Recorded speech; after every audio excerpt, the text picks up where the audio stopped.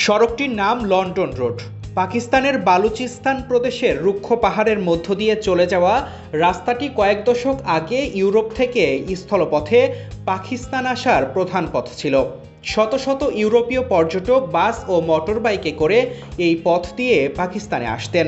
বর্তমানে এই রাস্তাটি ডাঙ্কি রুট নামেই বেশি পরিচিত, কারণ এই সড়ক পথই এখন পাকিস্তান থেকে অবৈধভাবে ইউরোপে যাওয়ার প্রধান রুট হয়ে উঠেছে। তবে এই রাস্তা দিয়ে চলাচল করলেও এর ইতিহাস অনেকেরই অজানা ছিল। আজকে আমরা সেই ইতিহাস নিয়েই আলোচনা করব। এই রাস্তার কাহিনী অনেক পুরনো, সে কথায় যাওয়ার আগে একটু ইতিহাসের দিকে নজর দেওয়া যাক। বালুচিস্তানের রাজধানী কোয়েটা থেকে তাফতান পর্যন্ত পাকিস্তানের সীমান্ত বরাবর অবস্থিত এই রাস্তাটি। সেখান থেকে ইরান, তুরস্ক, গ্রিস ও ইউরোপীয় দেশ পেরিয়ে ব্রিটেনে পৌঁছায় রাস্তাটি। এর চূড়ান্ত গন্তব্য লন্ডন, তাই রাস্তার নাম লন্ডন রোড। বালুচিস্তানের প্রাক্তন প্রধান সচিব আহমেদ লাহোরি জানান, ব্রিটিশ আমলের আগে মুঘল জামানায় এই লন্ডন রোডকে প্রতিরক্ষার কাজে ব্যবহার করা হতো। মুঘল ও ব্রিটিশরা এই রাস্তাটি প্রতিরক্ষার জন্য ব্যবহার করলেও ভারত ভাগের পরবর্তী দশকগুলোতে ইউরোপ ও পাকিস্তানের মধ্যে যোগাযোগের মাধ্যম হিসেবে উঠে আসে এই সড়ক। আগে যে রাস্তায় ঘোড়া চলতো, সেখানেই শুরু হলো বাস আর মোটর সাইকেলে চেপে লন্ডন থেকে কোয়েটা পর্যন্ত যাত্রা। এই সড়কে যাতায়াতের পথে অনেক সরাইখানা ও চায়ের দোকান দেখা যায়।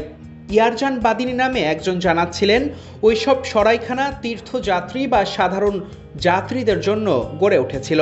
এরকমই একটা চায়ের দোকান 1970-এর দশকে চালু করেন তাজ মোহাম্মদ। তার ছেলে মুমতাজ আহমেদ জানালেন, প্রথমে সেটি ছিল একটি সরাইখানা, সেখানে যাত্রীদের রাত কাটানোর ব্যবস্থা ছিল।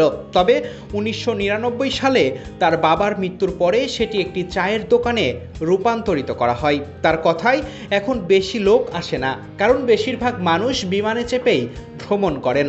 কিছু মোটর সাইকেল আরোহী আসে যারা শুধু চাই পান করেন। তবে এই সড়ক ব্যবহারের নিরাপত্তার বাড়াবাড়িতে বিরক্ত পর্যটকরা। যদি কেউ ইউরোপ থেকে এখানে আসেন, তাকে সব জায়গায় ছাড়পত্র দেখাতে হয় অথবা ছাড়পত্র পাওয়ার জন্য হোটেলে অপেক্ষা করতে হয়। মানুষ বিরক্ত হয়ে যান এর ফলে। সময়ের সঙ্গে সঙ্গে রাজনৈতিক ও আইন শৃঙ্খলা পরিস্থিতির কারণে ইউরোপ থেকে পর্যটকদের সংখ্যা কমে যায়। একই সঙ্গে অবৈধভাবে বিদেশে যাতায়াতকারীদের সহজ রুট হিসেবে কুখ্যাত হয়ে ওঠে এই সড়কপথ। কোয়েটার বাসিন্দা ফটোগ্রাফার দানিয়াল শাহর বহু বছর ধরে ইচ্ছে ছিল এই রাস্তা দিয়ে ভ্রমণ করার। তিনি নিজেই সেই ইচ্ছে পূরণ করেছেন।